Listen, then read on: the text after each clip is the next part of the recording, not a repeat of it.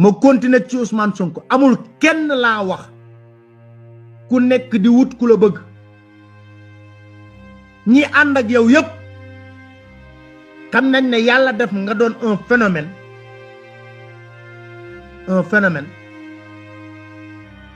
xale yi bëggal leen seen bopp ñu ne su ma langaamuwul ci Ousmane Sonko duma dem su ma langaamuwul ci Ousmane Sonko duma dem ñu ànd ak yow nekk ak yow loolu de ko sóor bu baax a baax a baax a baax a baax a baax te di nga ko gis léegi ci kanam politique laa lay wax di nga ko gis léegi ci kanam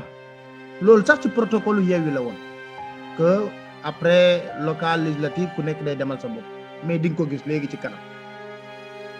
donc waajalal sa bopp bu baax a baax a baax a baax a baax a baax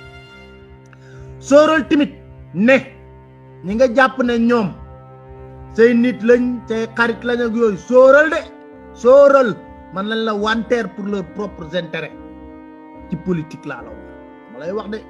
dama lay dénkaane yoo xam ne dama ko xam bu wóor ñii topp yëpp nangu moment combat bu jotee nga jiitu taxaw ci kanam ndax sa fit sa courage sa détermination sa engagement nga taxaw jàkkaarloog Macky Sall bu affaire yi seddee ñoom ci boppam ñooy dem fële taxaw na lu tax xale bi di ñu jiite war nga cee xam dara présidentielle yi passé am na ñu bëri toog nga ak ñoom ñu yàq Idrissa Seck lu mel ni xame wax lu ne yow la ñuy jàppale Idrissa Seck ala nga xëy suba teel gis leen ñu topp ndiiraan Idrissa Seck nga waaru doo ko xam homme politique yi nga séq leader yii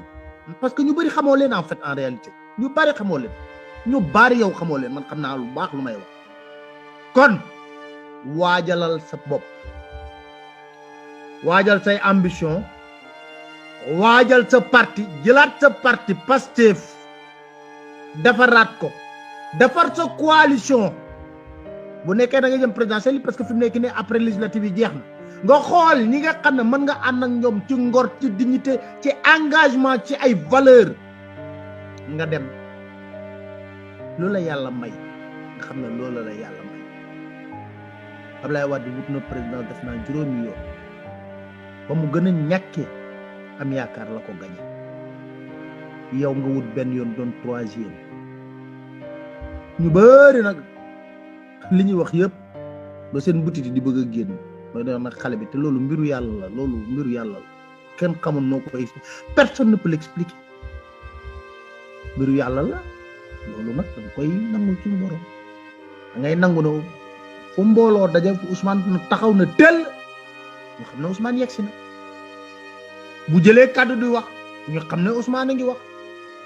boo dugalee ko ci vidéo nga xool nombre de vues nga xool ñan lañ ci gën a ñan mooy personnalité politique yi gën a intéressant ñan sax la nguur gi di gën a bàyyi xel ndax Ousmane bu waxee lundi den ko tontu mardi mercredi jeudi vendredi samedi dimanche ba nga foog ne moom rek ay wax voilà